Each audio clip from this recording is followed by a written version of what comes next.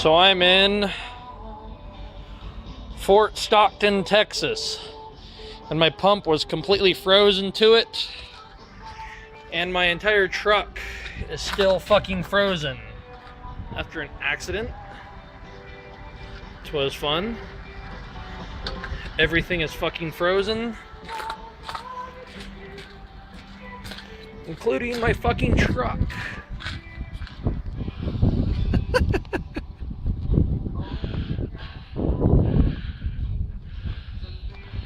Covered in ice everywhere.